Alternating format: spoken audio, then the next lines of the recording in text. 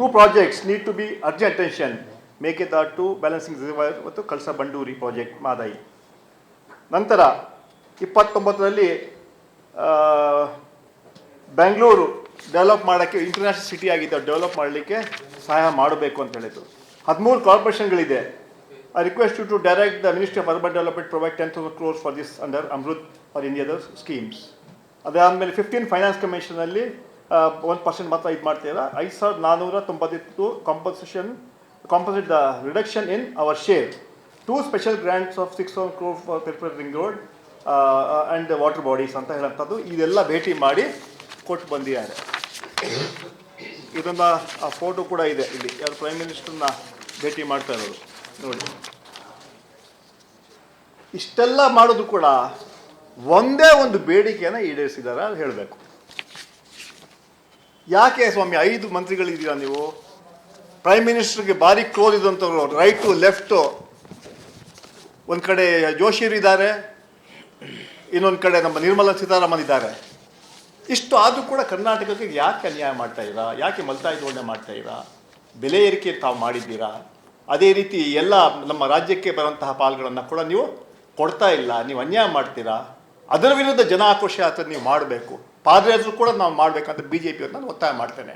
ಯಾಕಂತ ಹೇಳಿದ್ರೆ ನೋಡಿದೆ ನಾನು ಇಲ್ಲಿ ಯಾವುದು ಒಂದು BJP ಅವ್ರದ್ದು ಜನ ಆಕ್ರೋಶ ಯಾತ್ರೆ, JDSನವ್ರದ್ದು ಏನು ಯಾವತ್ತದು ಸಾಕಪ್ಪ ಸಾಕು ಯಾತ್ರೆ ಅಂತ JDSನವ್ರು ಹೊರಟಿದ್ದಾರೆ. ಅದು ಯಾಕೆ ಗೊತ್ತಿಲ್ಲ, ಬೇರೆ ಬೇರೆ ಯಾತ್ರೆಗಳು ಮಾಡ್ತಾರೆ ಅಂತ ಗೊತ್ತಿಲ್ಲ.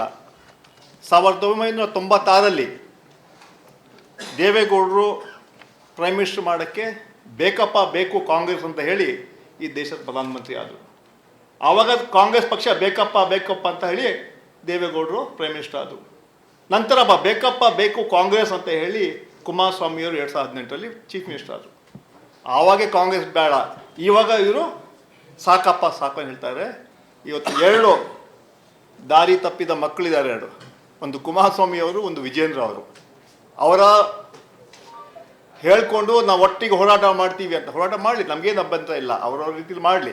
ಆದರೆ ನಮ್ಮ ಮೇಲೆ ನಮ್ಮ ಸರ್ಕಾರ ವಿರುದ್ಧ ಹೋರಾಟ ಮಾಡ್ತಿರೋದು ಅದೊಂದು ದುರ್ದೈವ ಅಂತ ಹೇಳೋಂಥ ಮಾತನ್ನು ನಾನು ಹೇಳ ಬಯಸ್ತಾ ಇದ್ದೇನೆ. ಅದೇ ರೀತಿ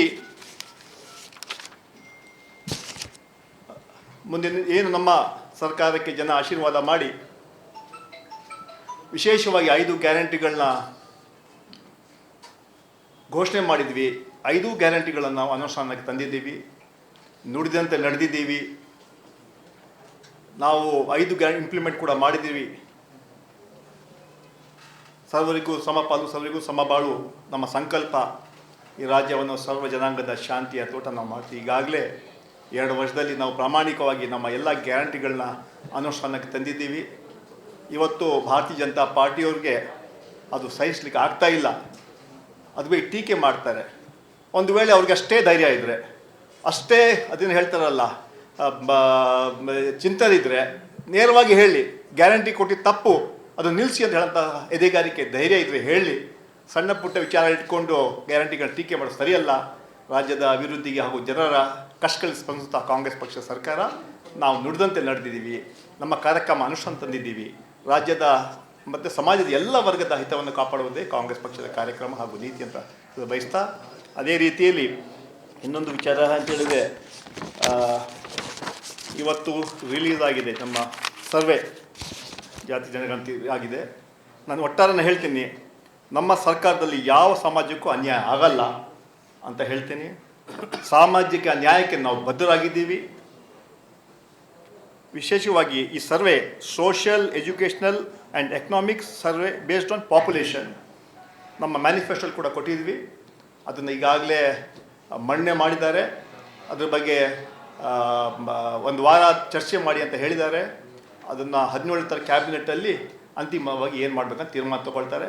ಈ ವಿಚಾರವನ್ನು ಸನ್ಮಾನ್ಯ ಮುಖ್ಯಮಂತ್ರಿ ಈಗಾಗಲೇ ಹೇಳಿದ್ದಾರೆ, ಇದನ್ನು ಚರ್ಚೆ ನಾನು ಅಸೆಂಬ್ಲಿಲೂ ಕೂಡ ಮಾಡಬೇಕು ಅಂತ ಇದ್ದೀನಿ ಅಂತ ಹೇಳೋಂಥ ಮಾತು ಕೂಡ ಮುಖ್ಯಮಂತ್ರಿಗಳು ಹೇಳಿದ್ದಾರೆ. ಒಟ್ಟಾರೆ ನಮ್ಮ ಸರ್ಕಾರ ಅದ್ರ ಬಗ್ಗೆ ಸಾಮಾಜಿಕ ನ್ಯಾಯಕ್ಕೆ ನಮ್ಮ ಸರ್ಕಾರ ಬದ್ಧ ಅಂತ ಮಾತನ್ನು ಹೇಳ್ತಾ, ಅದೇ ರೀತಿ ಕೇಂದ್ರದಲ್ಲೂ ಕೂಡ ನರೇಂದ್ರ ಮೋದಿಯವರು ಕೂಡ ಸರ್ವೆ ಮಾಡಿಸ್ಬೇಕು, ಅಂತ ಒತ್ತಾಯ ಕೂಡ ನಾನು ಮಾಡ್ತೇನೆ. ಅಲ್ಲ, ಈಗ ಅದ್ರ ಬಗ್ಗೆ ಅಬ್ಜೆಕ್ಷನ್ಗಳು ವ್ಯಕ್ತವಾಗಿದೆ. ಕೆಲವೊಂದು ಸಮುದಾಯದವರು ಅವೈಜ್ಞಾನಿಕವಾಗಿ ಮಾಡಿದ್ದಾರೆ ಅನ್ನೋ ಆರೋಪ ಮಾಡ್ತಾ ಇದ್ದಾರೆ. ಈಗ ಅನುಷ್ಠಾನಕ್ಕೆ ಇದು ಮಾಡಲ್ಲ ಅಂತ ಹೇಳ್ತಾರೆ. ಈಗ ಆ ಕಾಪಿನ ಮಂತ್ರಿಗಳು ಕೊಟ್ಟಿದ್ದಾರೆ. ಆದರೆ ಇವತ್ತು ನಾನು ಕೂಡ ಪತ್ರಿಕೆಗಳಲ್ಲೇ ನೋಡಿರೋದು ಅದು. ಆದರೆ ಅದು ಸತ್ಯಾಂಶ ಆ ಚರ್ಚೆ ಮಾಡಿ ಅಂತಿಮವಾಗಿ ಏನು ತೀರ್ಮಾನ ತಗೊಳ್ತಾರಲ್ಲ, ಆವಾಗ ಅದನ್ನು ಚರ್ಚೆ ಆಗತ್ತೆ. ಯಾವ ಸಮಾಜಕ್ಕೂ ಅನ್ಯಾಯ ಆಗೋದಿಲ್ಲ ಅಂತ ನಾನು ವಿಶ್ವಾಸವನ್ನು ವ್ಯಕ್ತಪಡ್ತೀನಿ. ಈಗ 2 ವರ್ಷದ ಸಮಾವೇಶನ ಏನು ಇಶ್ಯೂಗಳು, ಮುಖ್ಯಮಂತ್ರಿ ಬದಲಾವಣೆ, KPCC ಅಧ್ಯಕ್ಷರ ಬದಲಾವಣೆ, ಹನಿ ಟ್ರ್ಯಾಪು, ಅಭಿವೃದ್ಧಿ ಆಗುತ್ತೋ ಇಲ್ಲೋ, ಸರ್ಕಾರ ಐತಿಲ್ಲ ಅಂತ ನಿಮ್ಮ ಕಾರ್ಯಕರ್ತರಿಗೆ ಗ್ಯಾರಂಟಿ ಇಲ್ಲ ಅನ್ನೋ ಸ್ಥಿತಿ ಬಂದಿದೆ. ಅಲ್ಲ ಸ್ವಾಮಿ, ನಾವು ಕೆಲಸ ಮಾಡಿದ್ದಕ್ಕೆ ತಾನೇ 3 ಬೈ ಎಲೆಕ್ಷನ್ ನಾವು ಗೆದ್ದಿದ್ದು. ಶಿಗ್ಗಾಂವ್ ಸಣ್ಣೂರು ಗೆದ್ವಿ, ಸಂಡೂರು ಗೆದ್ವಿ, ಚನ್ನಪಟ್ಟಣ ಗೆದ್ವಿ. ಯಾಕೆ? ಜನ ಶಾಂತವಾಗಿ ಸಂತೋಷವಾಗಿದ್ದಾರೆ ನಮ್ಮ ಸರ್ಕಾರದಿಂದ. 2 ವರ್ಷ ನಾವು ಏನು ಮಾಡಿದ್ದೀವಿ ಅಂತ ನಮ್ಮ ರಿಪೋರ್ಟ್ ಕಾರ್ಡನ್ನು ಜನರ ಮುಂದೆ ಇಡ್ತೀವಿ. ಅದಕ್ಕೆ ಬಹಳ ಸಂತೋಷದ ಜನ ಇದ್ದಾರೆ. ಇವತ್ತು BJP-ಅವ್ರಿಗೆ ಸಂತೋಷ ಇಲ್ಲ, JDS-ನವ್ರಿಗೆ ಸಂತೋಷ ಇಲ್ಲ, ಆದರೆ ಜನರಿಗೆ ಮಾತ್ರ ಸಂತೋಷ ನಮ್ಮ ಸರ್ಕಾರದ ಮೇಲೆ. ಅದರಿಂದ 2 ವರ್ಷದಲ್ಲಿ ನಾವು ಏನೆಲ್ಲ ಮಾಡಿದ್ವಿ, ನಮ್ಮ ಗ್ಯಾರಂಟಿಗಳು ಎಷ್ಟು ಅನುಷ್ಠಾನಕ್ಕೆ ಆಗಿದ್ದೀವಿ, ಈ ಎಲ್ಲ ವಿಚಾರಗಳನ್ನು ಜನರ ಮುಂದೆ ಇಡ್ತೀವಿ. ನಮಗೆ ವಿಶ್ವಾಸ ಇದೆ ಅದ್ರ ಮೂಲಕ. ಯಾಕಂದರೆ ನಮಗೆ ಧೈರ್ಯ ಇಲ್ಲ ಅಂದರೆ ನಾವು ಮಾಡೋದಿಲ್ಲ. ನಮಗೆ ಧೈರ್ಯ ಇದೆ, ನಮ್ಮ ಕಾರ್ಯಕ್ರಮಗಳೆಲ್ಲ ಜನರಿಗೆ ಮುಟ್ಟಿದೆ. ಆ ವಿಚಾರವಾಗಿ ನಾವು 2 ವರ್ಷದ ನಂತರ ಮಾಡ್ತೀವಿ. ಆದರೆ ನಾವು ಗೆದ್ದಿದ್ದೀವಿ ಬೀಗಲ್ಲ, ಸೋತ್ರೆ ಕುಗ್ಗಲ್ಲ. ಪ್ರಾಮಾಣಿಕವಾಗಿ ಜನಸೇವೆ ನಾವು ಮಾಡ್ತೀವಿ. ನಾವು ಕೊಟ್ಟಂಥ ಮಾತನ್ನು ಉಳಿಸ್ಕೊಳ್ತೀವಿ. ನಾವು ಏನು ಸರ್ಕಾರ ಬರೋ ಮುಂಚೆ ಏನು ಮಾತು ಕೊಟ್ಟಿದ್ವಿ ಅದನ್ನು ಆ ರೀತಿಯಲ್ಲಿ ನಾವು ನಡೀತಾ ಇದ್ದೀವಿ. ಅದೇ ನಮ್ಮ ಕರ್ತವ್ಯಗಳನ್ನು ನಾವು ಮಾಡ್ತಾ ಇದ್ದೀವಿ. ಜಾತಿ ಗಣಿತ ವಿಚಾರವಾಗಿ ವರದಿ ಮಂಡನೆ ಮಾಡಿ ಈಗ ಇದು ರಿಲೀಸ್ ಮಾಡಿ ಈಗ ಅಧ್ಯಯನ ಮಾಡಿ ಅಂತ ಹೇಳ್ತಾ ಇದ್ದಾರೆ. ಇಷ್ಟು ವರ್ಷ ಅಧ್ಯಯನ ಯಾರು ಮಾಡಕ್ಕೆ ಹೇಳ್ತಾ ಇದ್ದಾರೆ? CM ಅವರು ಹೇಳ್ತಾ ಇದ್ದಾರೆ. ಈಗ ಅದನ್ನು ಮತ್ತೆ ವಾಪಸ್ ಅಧ್ಯಯನ ಮಾಡಿ ಆಮೇಲೆ ಇಲ್ಲ CM ಅವರು ಹೇಳಿದ್ದಾರೆ ಅಧ್ಯಯನ ಮಾಡಿ ಅಲ್ಲ, ಈಗ ರಿಪೋರ್ಟ್ ಕೊಟ್ಟಿದ್ದಾರೆ. ಅಧ್ಯಯನ ಮಂತ್ರಿಗಳು ಮಾಡಿ ಅಂತ ಆ ರಿಪೋರ್ಟ್ನ ನೀವು ಓದಿ ಅಂತ. ಓದಿ 17ನೇ ತಾರೀಕು ನಿಮ್ಮ ಏನಾದ್ರು ಅನಿಸಿಕೆ ಹೇಳಿ ಅಂತ. ಆ ರಿಪೋರ್ಟ್ನ ಅಧ್ಯಯನ ಮಾಡೋದಲ್ಲ ಸರ್. ಇಷ್ಟು ಪ್ರೀ ಪ್ಲಾನ್ ಇಲ್ಲ ಅಂದ್ರೆ ಈಗ ಇಷ್ಟೆಲ್ಲ ಮಾಡಿದ್ಮೇಲೂ ಕೂಡ ಅದನ್ನ ವರದಿ ಓದಿ ಇದನ್ನ ನಿಮ್ಮ ಅಭಿಪ್ರಾಯ ತಿಳಿಸಿ ಎಲ್ಲರ ಅಭಿಪ್ರಾಯ ಪಡೆದೇ ಮಂಡನೆ ಮಾಡಬಹುದಿತ್ತು. ನೋಡಿ ಸ್ವಾಮಿ, ಸರ್ಕಾರಕ್ಕೆ ಜಯಪ್ರಕಾಶ್ ಹೆಗಡೆ ಕಮಿಟಿ ರಿಪೋರ್ಟನ್ನು ಸಬ್ಮಿಟ್ ಮಾಡಿದ್ದಾರೆ. ಆ ರಿಪೋರ್ಟ್ ಮುಂಚೆ ಯಾರೂ ನೋಡಿಲ್ಲ, ಯಾರು ಕೂಡ ಅದನ್ನು ನೋಡಿರಲಿಲ್ಲ. ಆ ರಿಪೋರ್ಟ್ ಸಬದ ಮೇಲೆ ಅದನ್ನು ಓಪನ್ ಮಾಡಿ ಕ್ಯಾಬಿನೆಟಲ್ಲಿ ಅದನ್ನು ಮಣ್ಣೆ ಮಾಡಿದ್ದಾರೆ. ಮಣ್ಣೆ ಮಾಡಿದ ನಂತರ ಎಲ್ಲ ಕಾಪಿಗಳು ಕೊಟ್ಟು ಇದೆಲ್ಲ ನೀವು ಅದನ್ನು ಓದಿಬಿಟ್ಟು ನಿಮ್ದು ಏನಾದರೂ ಅದರಲ್ಲಿ ಸಣ್ಣ ಪುಟ್ಟ ಲೋಪ ಇದ್ದರೆ ಅದು ಸರಿ ಮಾಡೋಣ ನಾವು ಅಂತ ಹೇಳೋಂಥ ಮಾತು ಮುಖ್ಯಮಂತ್ರಿಗಳು ಹೇಳಿರೋದು ಹೊರತು ಅದು ಈಗ ಅಧ್ಯಯನ ಮಾಡಿ ಅಂತ ಅಲ್ಲ. ಅದರಲ್ಲಿ ಏನಾದರೂ ಇನ್ಕ್ಲೂಡ್ ಮಾಡಬೇಕೋ ಅಥವಾ ಎಕ್ಸ್ಕ್ಲೂಡ್ ಮಾಡಬೇಕಂತ ಇದ್ದರೆ ನಿಮ್ಮ ವಿಚಾರಗಳನ್ನು ಆ ಕ್ಯಾಬಿನೆಟಲ್ಲಿ 17ನೇ ತಾರೀಕಿನ ಕ್ಯಾಬಿನೆಟ್ ಇದೆ, ಅದು ತೊಗೊಂಬನ್ನಿ ಅವಾಗ. ಆದರೆ ನಮ್ಮ ಸರ್ಕಾರ ನಮ್ಮ ಮ್ಯಾನಿಫೆಸ್ಟೋ ಏನು ಹೇಳಿದ್ದೀವಿ ಅದಕ್ಕೆ ನಾವು ಬದ್ಧರಾಗಿದ್ದೀವಿ ಅಂತ ಹೇಳಿದ ಮಾತನ್ನು ಹೇಳ್ತೇವೆ.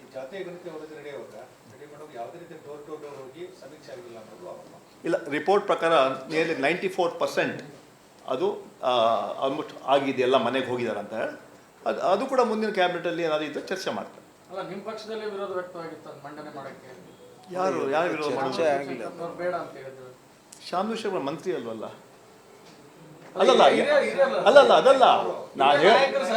ಅದಲ್ಲ ನಾನು ಹೇಳಿದ್ದು ನಿಮಗೆ, ಅವರು ಕೂಡ ಅವರ ಅಭಿಪ್ರಾಯ ಕೊಡ್ಬೋದು. ಇವಾಗ ನಾನು ಮಂತ್ರಿ ಅಂದರೆ ಕ್ಯಾಬಿನೆಟಲ್ಲಿ ಅವ್ರು ಇಲ್ಲ ಅಂತ ಅಷ್ಟೇ. ಯಾಕಂದರೆ ನೀವು ವಿರೋಧ ವ್ಯಕ್ತಪಡಿಸಿದ್ರೆ ನಾನು ಕ್ಯಾಬಿನೆಟಲ್ಲಿ ವಿರೋಧ ವ್ಯಕ್ತಪಡಿಸಿದೆ ಅಂತ ಹೇಳಿ ಅಲ್ಲ. ನಾನು ಶಾಮನೂರ್ ಹಿರಿಯ ಮುಖಂಡರು ಅವರು ಕೂಡ ಮುಖ್ಯಮಂತ್ರಿಗಳನ್ನ ಭೇಟಿ ಮಾಡಿ ಅವ್ರು ಏನಾದರೂ ಅದ್ರಲ್ಲಿ ಸರಿ ಮಾಡೋಕ್ಕೆ ಹೇಳ್ತಾರೆ.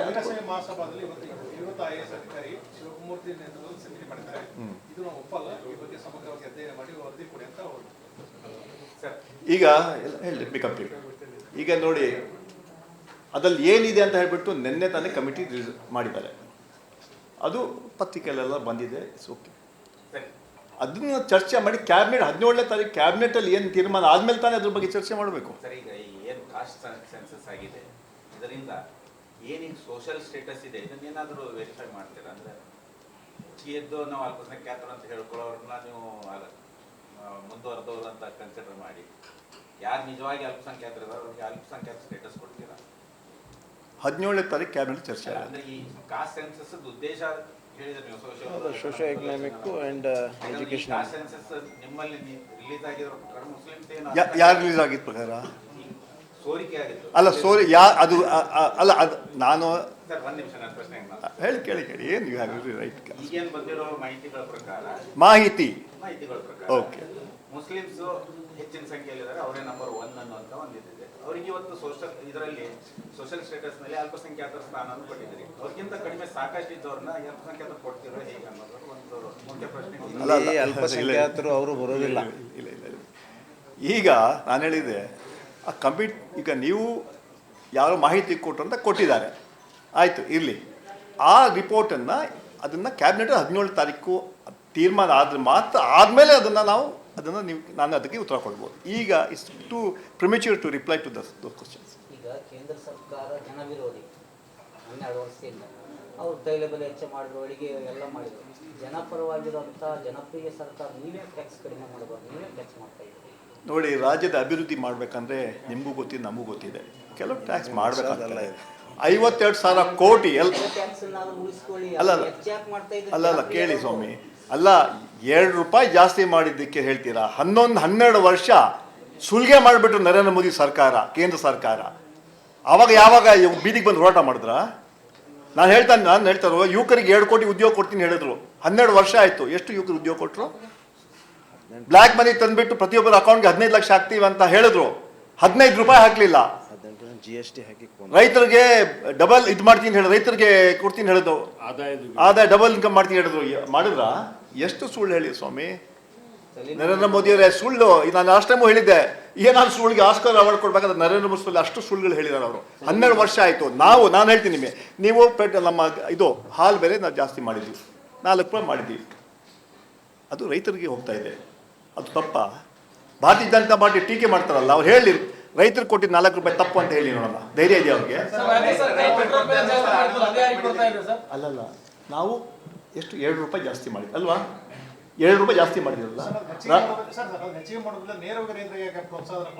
ಅಲ್ಲಲ್ಲ, ನಮ್ಮ ಪಾರ್ಟಿ ಸರ್ಕಾರ ಸಿಸ್ಟಮ್ ಇದೆ, ಯಾವುದು ಸಿಸ್ಟಮ್ ಮೂಲಕ ಆಗತ್ತೆ. ನಾನು ಹೇಳ್ತಾ ಇರೋದು, ನಾನು ಎಕ್ಸಾಂಪಲ್ ಹೇಳ್ತಾರೆ, ನಾವು ಮಾಡಿದೆಲ್ಲ ಸರಿ ಅಂತ ಹೇಳ್ತಾ ಇಲ್ಲ ನಾನು ಹೇಳ್ತಾ ಇರೋದು ಅದು ರೈತರು ಕೊಡುವಂಥ ಇದು. ಆಮೇಲೆ ಕೆಲವು ಟ್ಯಾಕ್ಸ್ ಜಾಸ್ತಿ ಮಾಡಿ ಇಲ್ಲ ಅಂತ ಹೇಳೋದಿಲ್ಲ. ಅದೇ ರಾಜ್ಯದ ಅಭಿವೃದ್ಧಿ ಆಗಬೇಕಾದ್ರೆ 52,000 ಕೋಟಿ ಗ್ಯಾರಂಟೀಸ್ಗೆ ನಾವು ಕೊಡಬೇಕಾದ್ರೆ ಆ ಗ್ಯಾರಂಟೀಸ್ಗೆ ಯಾರು ಸ್ವಾಮಿ ಕೊಡ್ತೀವಿ ನಾವು? ಯಾವಿಗೆ? ಎಲ್ಲ ಜಾತಿ ಇದೆ, ಅದಕ್ಕೆ ಎಲ್ಲ ಸಮಾಜದವ್ರಿಗೆ, ಎಲ್ಲ ಬಡವ್ರಿಗೆ, ಮಧ್ಯಮದವ್ರಿಗೆ ಕೊಡ್ತಾ ಇದ್ದೀವಿ. ಈಗ ನೈತಿಕತೆ ಯಾವಾಗ ಬರುತ್ತೆ ಅಂದರೆ 1 ರೂಪಾಯಿ ತಿಂದ್ರು ಅದು 1 ರೂಪಾಯಿನೇ, 100 ರೂಪಾಯಿ ತಿಂದ್ರು 100 ರೂಪಾಯಿನೇ. ನೀವು 2 ರೂಪಾಯಿ ಹೆಚ್ಚು ಮಾಡಲಾರ್ದು ಅದನ್ನ ನೈತಿಕತೆ ಪ್ರಶ್ನೆ ಮಾಡಿದ್ರೆ ಕೇಂದ್ರ ವಿರುದ್ಧ ನೀವು ಮಾತಾಡಿದ್ರೆ ಓಕೆ ಆಗ್ತಿತ್ತು. ಅಲ್ಲ ಈಗ 50 ರೂಪಾಯಿ ಜಾಸ್ತಿ ಮಾಡಿದರೆ BJPಯವರು ಸರ್ಕಾರ, ಅದು ನೈತಿಕತೆ ಇದೆಯಾ? ನಾವು ರಾಜ್ಯದ ಅಭಿವೃದ್ಧಿ ಮಾಡಬೇಕು, ಗ್ಯಾರಂಟಿಗಳು ಕೊಡಬೇಕು, ಕಾರ್ಯಕ್ರಮಗಳು ಕೊಡಬೇಕಂತ ನಮ್ಮ ಸರ್ಕಾರ ತೀರ್ಮಾನ ತಗೊಂಡ್ರೆ ಅಭಿವೃದ್ಧಿಗೋಸ್ಕರ 2 ರೂಪಾಯಿ ಮಾಡೋದು ದೊಡ್ಡ ವಿಚಾರ ಏನಿಲ್ಲ. ಅದರಿಂದ 12 ವರ್ಷ ಆಯಿತು, ನಮ್ಮ ಸರ್ಕಾರ ಬಂದು 20 ತಿಂಗಳಾಗಿದೆ. 12 ವರ್ಷ ಆಯಿತು. 12 ವರ್ಷ ನಮ್ಮ ಮೇಲೆ ಈ ಥರ ಅವರು ಮಾಡ್ತಾ ಇರಲ್ಲ. ನಾನು ಈಗಾಗಲೇ ಹೇಳಿದೆ, ಇದಕ್ಕೆ ಏನು ಉತ್ತರ ಇದೆ? ನಮ್ಮ ಜೋಶಿಯರು ಹೇಳಿದ್ರು, ವೀರಾವೇಶವಾಗಿ ಬನ್ನಿ ವಿಜಯೋತ್ಸವ ಮಾಡ್ತೀವಿ, ಕಳಸಾ ಬಂಡೂರಿ ಕಾರ್ಯಕ್ರಮ ಅನುಷ್ಠಾನ ತರ್ತೀವಿ ಅಂತ. ಏನು ಸ್ವಾಮಿ ಆಯಿತು? ಅಲ್ಲ ಮನುಷ್ಯ, ನಾನು ಹೇಳ್ತೇನೆ, ನಾನು ಕೂಡ ನೀವು ನನ್ನ ಪ್ರಶ್ನೆಗೆ ನಾನು ಕೂಡ ಕೇಳಬೇಕಲ್ಲ. ಮೇಕೆದಾಟು ಏನಾಯಿತು? ಯಾಕೆ ಮಾಡ್ತಾ ಇಲ್ಲ? ಕ್ಲಿಯರ್ಸ್ ಯಾಕೆ ಕೊಡ್ತಾ ಇಲ್ಲ? ಇದೇ ಹುಬ್ಳಿಲಿ ನಾವು ವಿರೋಧ ಮಾಡುವಾಗ, ಪ್ರೊಟೆಸ್ಟ್ ಮಾಡುವಾಗ ಏನು ಹೇಳಿದ್ರು? ಬರ್ತೀವಿ, ನಿಮಗೆಲ್ಲ ಕರಿತಿ, ದೊಡ್ಡ ಅಡ್ವರ್ಟೈಸ್ಮೆಂಟ್ ಹಾಕಿದ್ರು ಆದಾಯ ಬಗ್ಗೆ. ಆಮೇಲೆ ಪ್ರೈಮ್ ಮಿನಿಸ್ಟ್ರು ಭೇಟಿ ಮಾಡಿದ್ರು ನರೇಂದ್ರ ಮೋದಿಗೆ, ನಮ್ಮ CM ಅವರು. ಈ ಫೆಡರಲ್ ಡೆಮೋಕ್ರಸಿಯಲ್ಲಿ ಇಷ್ಟು ಬಂದು ಬೇಡಿಕೆ ಮಾಡ್ರಿ, ಒಂದು ಬೇಡಿಕೆಯಿಂದ ಅನುಷ್ಠಾನ ತರಲಿಲ್ವಲ್ಲ ನೀವು? ಕೇಂದ್ರ ಸರ್ಕಾರ ನಮ್ಮ ರಕ್ಷಣೆಗೆ ಬರ್ತಾರಾ? ವಿರೋಧ ಪಕ್ಷದವರು ಏನು ಕೇಳ್ತಾ ಇದ್ದಾರೆ? ಹಾಲಿಂದ 2 ರೂಪಾಯಿ ಹೆಚ್ಚು ಮಾಡಿದ್ರೆ ಓಕೆ, ರೈತರು 4 ರೂಪಾಯಿ 4 ರೂಪಾಯಿ ಮೊಸರಿನ ಬೆಲೆನೂ ಹೆಚ್ಚಾಗೈತಿಲ್ಲ, ಆ ದುಡ್ಡು ಎಲ್ಲಿಗೆ ಹೋಗುತ್ತೆ ಅಂತ ಕೇಳ್ತಾ ಇದ್ದಾರೆ. ಹೌದಾ? ಅವಾಗಲೇ ನಾನು ಅದಕ್ಕೆ ನಾನು ಪಟ್ಟಿ ನಿಮಗೆ 10 ನಿಮಿಷ ತಗೊಳ್ತಾ ಇದ್ದೆ ಓದಕ್ಕೆ, ಎಲ್ಲ ಹೇಳ್ತಾ ಇದ್ದೀನಿ ನಿಮಗೆ. ಅದನ್ನು ಕೇಳ್ತಾ ಇಲ್ಲ.